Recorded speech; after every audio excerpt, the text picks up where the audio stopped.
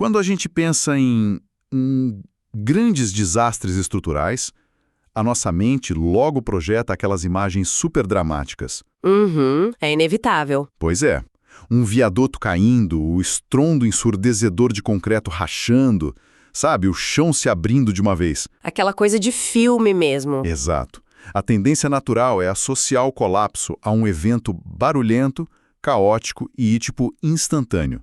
Afinal de contas, é impossível ignorar uma destruição ruidosa. Mas olha, o que a engenharia demonstra na prática é que o verdadeiro perigo raramente anuncia a chegada dele com tanta alarde assim. É bem mais sutil, né? Muito mais.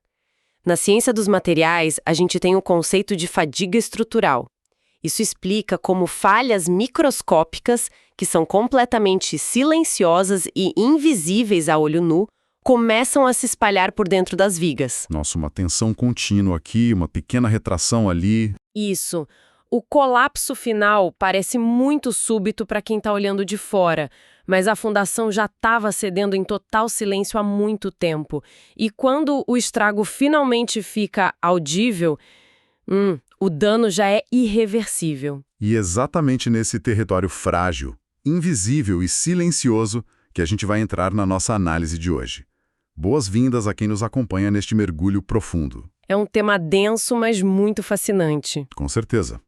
O nosso mapa para explorar essa arquitetura emocional humana hoje é um material riquíssimo. É o poema Um Dia, do autor Michel Soares. Uma obra belíssima, aliás. Demais. E a nossa missão aqui não é apenas ler linhas no papel, mas compreender a verdadeira engenharia dos sentimentos descritos ali, estrofe por estrofe. A gente vai atravessar o ciclo de vida completo de uma relação, desde a fundação cheia de esperança até a ruína disfarçada de um reencontro futuro. E essa trajetória que o texto delineia é um espelho muito contundente da experiência humana, sabe? O autor cria um arco narrativo que não precisa de grandes explosões dramáticas para demonstrar a devastação. Sim, é tudo muito contido. Exato.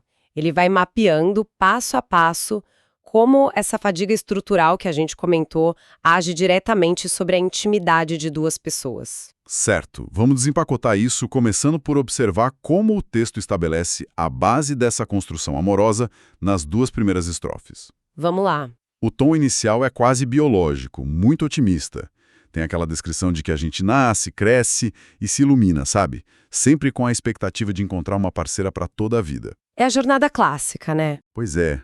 E na sequência surge a fase da partilha, a divisão dos sonhos, das tristezas e das alegrias.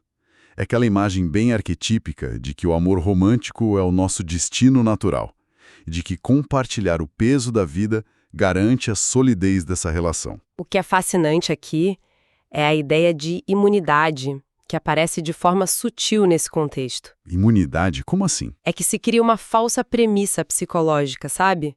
A ideia de que, se duas pessoas conseguiram dividir as tristezas, elas estariam vacinadas contra o fim da relação. Ah, entendi. Como se o pior já tivesse passado. Isso mesmo. Compartilhar a dor no início costuma gerar um vínculo emocional fortíssimo. Dá uma sensação de que a relação é um porto seguro definitivo. Nossa, faz muito sentido. E aí o ritmo natural do início da vida, esse lance de nascer e crescer, acaba sendo transposto para o relacionamento. Isso cria a ilusão de que o amor, uma vez plantado e regado com essas experiências, vai simplesmente crescer para sempre por inércia. Mas a inércia não sustenta fundação nenhuma, né? E é aí que o perigo se infiltra. O casal segue dividindo as alegrias e tristezas, erguendo essa casa metafórica tijolo por tijolo. Até que algo muda. Exato. Até que um elemento completamente imprevisto atravessa a porta. O texto decreta uma frase pesada. Até que o silêncio nos separa um dia. Uma quebra total de expectativa. Sim. E pensar sobre o silêncio dessa forma muda tudo para mim. Porque, na rotina do dia a dia, o silêncio costuma ser visto apenas como a ausência de som. Uma pausa inofensiva para descansar. Pois é. Mas nessa dinâmica descrita pelo Michel Soares, ele atua como uma força superativa. É quase como uma argamassa pesada que vai fechando as janelas e erguendo um muro maciço entre duas pessoas que, curiosamente, continuam dividindo o mesmo teto. E sabe o que torna esse mecanismo tão destrutivo? O quê? É justamente essa passividade aparente que você mencionou. Se a gente olhar para a psicologia dos relacionamentos, o distanciamento muito raramente começa com pratos voando pela sala de estar. O conflito aberto até que demora a acontecer. Exato. Ele começa com o que chamamos de o não dito. É aquela frustração pequena que não é verbalizada para evitar atrito, sabe? É um ressentimento engolido no café da manhã, é a perda da curiosidade sobre como foi o dia do outro. Aquela preguiça de resolver o problema. Perfeito. O silêncio no poema atua como um verdadeiro agente patológico. Ele não é o descanso da voz, de jeito nenhum. Ele é a falência total da comunicação. Caramba, isso é forte. A falência da comunicação. E o mais cruel dessa situação toda é que, por não gerar ecos nem grandes escândalos, os envolvidos podem passar anos acreditando que estão vivendo em paz, quando, na verdade, estão apenas isolados em cômodos emocionais totalmente diferentes. É uma falsa paz meio aterradora se a gente parar para pensar. Confundir a ausência de conflito com harmonia é praticamente assinar a sentença de ruína da fundação da casa. É um auto-engano perigoso. E, esse silêncio não fica só pairando no ar ali de forma indefinida. Ele começa a alterar o espaço físico ao redor do casal. E aqui é onde a coisa fica realmente interessante do ponto de vista da arquitetura do poema. A terceira estrofe é brilhante. Sim, é o ponto de virada. O autor pega aqueles mesmos verbos orgânicos e super otimistas do início, os verbos nascer, crescer e iluminar, e ele faz uma subversão completa desse vocabulário. Ele inverte a carga emocional de cada palavra, né? Exatamente. Quem está escutando a gente perceba essa transformação geométrica. De repente, o que nasce agora é a indiferença, o que cresce é a distância à mesa, e o que se ilumina é a cama vazia. Se conectarmos isso a um panorama maior, o brilhantismo dessa transição reside em materializar o abismo emocional usando cenários banais do cotidiano, a mesa e a cama. Os dois grandes altares da intimidade doméstica. Perfeito, é isso que eles são. A mesa de jantar, historicamente, é o espaço principal da comunhão. É onde as pessoas sentam, se olham nos olhos e nutrem não apenas o corpo físico, mas principalmente o vínculo social. É um momento de troca, né? Sim. E aí, quando a indiferença passa a ocupar uma cadeira nessa mesma mesa, o distanciamento físico se torna palpável. Mesmo que as pessoas estejam a poucos centímetros de distância uma da outra. A indiferença no poema é tratada quase como uma entidade parasita. Uma nova moradora. Exato. Um novo membro da família que foi gerado ali, silenciosamente, pelo silêncio. Exigindo o próprio espaço na casa, né? E o fato de a distância crescer à mesa evoca umas imagens muito ruidosas na minha cabeça, ironicamente. Como assim, ruidosas?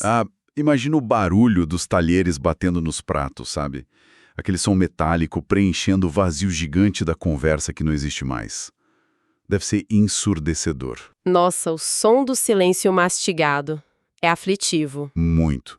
Mas eu queria focar especificamente no terceiro verbo dessa inversão fenomenal que o autor faz. O se ilumina a cama vazia. Esse verso é um soco no estômago. É de uma crueza, né? Porque geralmente na literatura a luz é usada para trazer clareza. Ela afasta os medos noturnos, revela caminhos, traz esperança. Mas o uso da luz aqui, pelo Michel Soares, é quase violento. É uma luz que expõe. Isso. Ela funciona meio que como aquela lanterna forte de uma sala de interrogatório, sabe? Apontada diretamente e sem piedade para uma cena de crime. A escuridão seria misericordiosa num caso desse. Perfeito, na mosca. No escuro ainda seria possível fingir que o outro está lá do lado, respirando. A escuridão meio que permite a negação, a fantasia, mas a luz elimina na hora qualquer possibilidade de auto-engano. A luz joga a realidade na cara. Iluminar a cama vazia é tornar essa ausência algo insuportavelmente visível. A cama, que deveria ser o local de maior vulnerabilidade física e emocional de um ser humano, vira o palco principal do isolamento. É o lugar onde a gente tira as armaduras sociais. E vale muito a gente analisar o peso da palavra indiferença precedendo esse esvaziamento todo do espaço. Porque indiferença não é a mesma coisa que raiva, né? De jeito nenhum, as pessoas muitas vezes confundem o ódio como o grande oposto do amor. Mas o ódio ainda exige uma carga absurda de energia direcionada ao outro. Você se importa o suficiente para odiar. O sangue ainda tá fervendo. Exato. O verdadeiro oposto do amor, psicologicamente falando, é a indiferença. É a retirada completa, o corte de fluxo da energia emocional. Quando essa retirada de energia acontece, o ambiente físico se esvazia de propósito. Fica tudo oco. Sim. Se o espaço não abriga mais aquela comunhão genuína, os projetos e sonhos que viviam ali dentro simplesmente desmoronam por pura falta de oxigênio. O que acaba nos levando a uma das constatações mais sombrias dessa progressão da narrativa. Quando a cama finalmente se esvazia e a indiferença senta lá na mesa de jantar, o poema aponta que os sonhos que antes eram divididos perdem todo o sentido. É o fim de uma era. E então vem uma linha muito curta que cai como uma bigorna no texto. A linha diz: finda então a vida. É drástico? É drástico. Então, o que tudo isso significa ao final? Vou assumir o papel de advogado do diabo por um minutinho aqui e trazer um questionamento crítico para você. Manda ver. Declarar que fim da vida não seria um exagero meio melodramático do autor? Porque, biologicamente falando, os dois indivíduos continuam ali, respirando, comendo, indo trabalhar, pagando as contas. Por que decretar o fim da vida de uma forma tão definitiva? Eu compreendo totalmente esse ceticismo. Mas a psicologia social oferece uma lente bem diferente para essa leitura, que distancia a frase do melodrama. Ah, como assim? Quando duas pessoas entram num relacionamento profundo, compartilhando as rotinas, as finanças e, mais fundamentalmente, os sonhos para o futuro, ocorre um fenômeno que a gente chama de interdependência cognitiva. Interdependência cognitiva, legal, continua. As identidades individuais delas não chegam a desaparecer, mas uma terceira entidade é criada no processo. É o nós. A mente passa a projetar o futuro sempre no plural. Ah, claro. Nossa casa, nossas férias. Exatamente. Portanto, quando o poema diz que finda então a vida, o que está morrendo ali não é a existência orgânica das pessoas físicas, mas sim a vida dessa terceira entidade, o colapso desse organismo conjunto. Nossa, a morte de uma identidade compartilhada. Isso traz uma complexidade gigante para a dor que vem depois. Porque, parando para pensar, é um tipo de luto completamente desprovido de rituais sociais. Sabe? É o luto não reconhecido. Pois é. Não existe velório para o fim de um relacionamento. As pessoas ao redor, os amigos e a família, esperam que os indivíduos sigam em frente logo. Afinal, como dizem, ninguém morreu.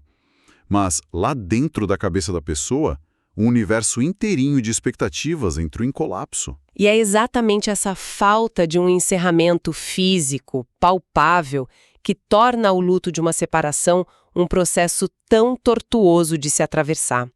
O cérebro humano tem uma dificuldade tremenda em processar esse nível de ambiguidade. Fica tudo meio em suspensão. Sim, porque a pessoa amada ainda existe lá fora, no mundo real. Ela está viva, mas ela não existe mais para aquela relação. Então a mente acaba recorrendo a mecanismos de defesa para conseguir lidar com o tamanho desse choque. E o mecanismo de defesa que o autor revela para a gente na sequência é absolutamente congelante. O texto descreve que no meio desses escombros emocionais todos, o que resta firme na memória é apenas o rosto de menina. Uma imagem intocável. Exato. É como se o narrador tivesse ido lá, escavado os destroços da casa que caiu, encontrado uma única fotografia, limpinha, sem poeira, e se recusasse terminantemente a olhar para qualquer outra coisa ao redor. Isso levanta uma questão importante. O termo clínico que a gente usa para isso se aproxima muito do que chamamos de recordação eufórica. Recordação eufórica. Diante de todo o trauma da perda e daquele vazio esmagador da cama, a mente entra num estado de preservação extrema. O narrador arquiva e esconde a imagem atual da parceira, aquela parceira indiferente e fria lá da mesa de jantar. Ele deleta essa versão da cabeça. Ele bloqueia essa versão final que já estava toda desgastada pela fadiga estrutural. E o que ele faz? Ele congela a memória na sua versão mais pura, na versão idealizada e inicial. O tal rosto de menina funciona como o avatar daquela pessoa que ainda não tinha sido maculada pelo silêncio. Mas, caramba, que armadilha perigosa a própria mente cria pra gente, né? Porque se o luto é, por definição, o processo de aceitar a perda da realidade, prender-se a um holograma idealizado torna a cura uma coisa quase inatingível. É um ciclo viciante de saudade. Pois é. Tentar esquecer alguém que foi cristalizado na melhor versão possível é uma batalha que a gente já perde logo na largada. A pessoa real, aquela mesma com que a comunicação falhou miseravelmente, é substituída por uma ilusão, por um fantasma. É, no fim das contas, um exílio imposto pela própria memória do indivíduo. Ao rejeitar essa realidade crua do distanciamento, ele acaba ficando preso numa espécie de cápsula do tempo afetiva. Sofrendo pelo que não existe mais. Exato. Sofrendo pela ausência de alguém que, na verdade verdadeira, já não existe há muitos anos. Aquela menina do início da relação já se transformou há muito tempo. Mas a recusa do narrador em atualizar essa percepção cria uma ponte direta, sem pedágio, para a grande tragédia da parte final do poema. E essa dissonância brutal entre a lembrança imaculada da fotografia e a realidade do mundo inevitavelmente cobra o seu preço, né? Porque o mundo não para de girar, a vida continua e as peças espalhadas no tabuleiro acabam se cruzando de novo por aí. O famoso reencontro. O reencontro. A narrativa nos joga direto para esse momento inevitável, onde as máscaras que a gente constrói com tanto esforço são testadas até o limite absoluto. O autor mostra o exato segundo em que a pessoa que restou na memória é reencontrada na rua. É uma cena muito tensa. Ele detalha a tristeza profunda nos olhos de quem já foi amado um dia, e logo em seguida uma alegria que se acha dissimulada num sorriso. Um sorriso que é classificado textualmente como falso e vazio. Essa dissimulação toda é a manifestação física de toda aquela dor que ficou acumulada nas estrofes anteriores. O encontro casual de dois ex-amantes que compartilharam um silêncio tão destrutivo nunca vai ser neutro. Nunca. O corpo fala, né? E como fala? O sorriso vazio é um escudo de proteção ativado na mesma hora. A pessoa sorri para não demonstrar o quão frágil e exposta ela se sente ali naquele momento. E também para não ter que reconhecer a dor que está espelhada de forma idêntica no rosto do outro. Sabe, para quem está escutando tentar visualizar o nível dessa violência psicológica, que é super silenciosa, vamos imaginar a seguinte cena. É como se alguém fosse comparecer a um velório vestindo uma máscara de festa toda colorida, de carnaval. Uma imagem bem bizarra. Sim. E aí a pessoa chega perto do caixão, olha lá dentro e percebe que o corpo lá dentro é a própria relação que os unia. E, para piorar, a outra pessoa que está do outro lado do caixão também está usando uma máscara festiva idêntica. Ambos sabem exatamente o que morreu ali. Ambos sabem.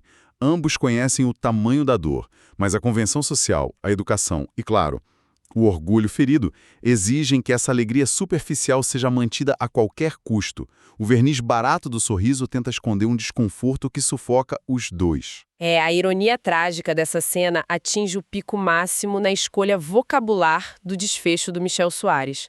O autor repete uma palavra lá do início do texto, mas agora ela volta carregando uma gravidade insuportável. Qual palavra? O termo parceiro. Lembra da Esperança Lá, na primeira estrofe, de encontrar uma parceira para a vida toda? Nossa, é verdade. Pois é. A estrofe final traz de volta a agonia de encontrar novamente o parceiro. O termo retorna, mas agora ele foi completamente esvaziado daquele significado de comunhão e futuro. Virou outra coisa. Virou. Agora esse parceiro é apenas o depositário de todo o fracasso daquele projeto conjunto. Ele não é mais o espelho que reflete a parceria, mas o espelho que reflete a derrota de ambos. O sorriso falso é um mecanismo de defesa contra os fracassos que eles representam um para o outro. E a derrota colossal de perceber que o grande desejo de antes é a exata fonte de toda a dor do presente, né? E a gente também não pode deixar de notar como o texto inteiro é assombrado por uma expressão específica. Que dá título ao poema. Exato, uma expressão que atua como um tic-tac implacável de um relógio na parede. A expressão um dia. Ela não está só no título, ela permeia todas as fases da narrativa. Um dia a gente nasce, nos separa um dia, dividimos um dia, amada um dia, desejou um dia. A repetição constante dessa pequena locução de tempo é o que dá a dimensão totalmente cíclica e inescapável para essa história toda. Cria um ritmo pesado. Sim, no começo do poema, o um dia aponta claramente para o futuro. É a promessa do encontro amoroso, é a esperança cheia de luz do que ainda está por vir.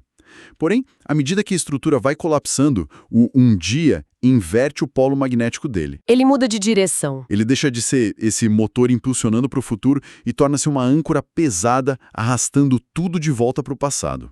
A glória inicial e a ruína final compartilham exatamente o mesmo eixo de tempo, mostrando de forma bem dura que o tempo é absolutamente indiferente aos nossos planos de eternidade romântica, né? Gente, que jornada emocional mais profunda essas poucas estrofes abrigam. É muita densidade em poucas palavras. Demais. Para tentar encapsular toda essa arquitetura que a gente percorreu nesse mergulho de hoje, o texto nos levou daquela claridade biológica esperançosa de um começo cheio de sonhos e nos jogou direto para a névoa sufocante de um silêncio que nunca foi dito. E vimos a ruína acontecendo em tempo real. Exato. Vimos como o distanciamento físico e a indiferença conseguem redefinir a intimidade dentro da própria casa, culminando naquele esvaziamento triste da mesa de jantar e da cama iluminada. Exploramos também a dor aguda de perder uma identidade compartilhada e aquele refúgio meio perigoso da memória congelada no rosto de menina. Até o impacto final. Isso, até batermos de frente com o sorriso forçado de um reencontro na rua. Um reencontro que não tem absolutamente nada a celebrar além do próprio luto que não foi resolvido. É um mapeamento perfeito de um desastre que ocorre sem que nenhuma sirene de alerta seja tocada, sabe? A habilidade do autor em traduzir essa lenta asfixia afetiva em elementos concretos de uma casa e do corpo humano é notável. É de uma sensibilidade ímpar. Ele confere uma materialidade enorme ao que a gente tenta ignorar na rotina. O não dito vira distância real, a solidão ganha uma iluminação cruel e focada, a dor vira uma máscara anatômica colada no rosto. Sabe, refletindo sobre esse diagnóstico todo, tão minucioso da falência afetiva, tem um pensamento meio provocativo que se forma na minha cabeça sobre essa dinâmica inteira que lemos. Manda. O que você pensou? A trajetória de escrita foca no silêncio como a grande rachadura inicial da estrutura da casa, certo? E aí aponta o sorriso falso lá do final como a máscara que esconde os destroços para o resto do mundo. As duas pontas extremas do abismo, a causa invisível e a consequência dissimulada. Mas e se a verdadeira tragédia mapeada nessa história for ainda mais profunda, sabe? E se a constatação mais sombria de todas for perceber que o silêncio lá do meio do caminho também já era uma máscara? Elabora isso um pouco mais. Pensa comigo. Quando a indiferença começou a nascer ali, sentadinha à mesa de jantar, e nenhuma palavra cruzou o ar para investigar os confortos, aquele silêncio apaziguador não seria já o primeiro grande ensaio para o sorriso dissimulado do final? Nossa, faz todo sentido. O silêncio nunca foi paz, na verdade. Ele já foi o primeiro disfarce que os dois vestiram para tentar evitar o confronto real com a realidade que estava desmoronando. Caramba! Enxergar o distanciamento comunicativo como o estágio embrionário dessa falsidade final altera toda a percepção de responsabilidade dentro da relação. Muda o jogo inteiro. Muda.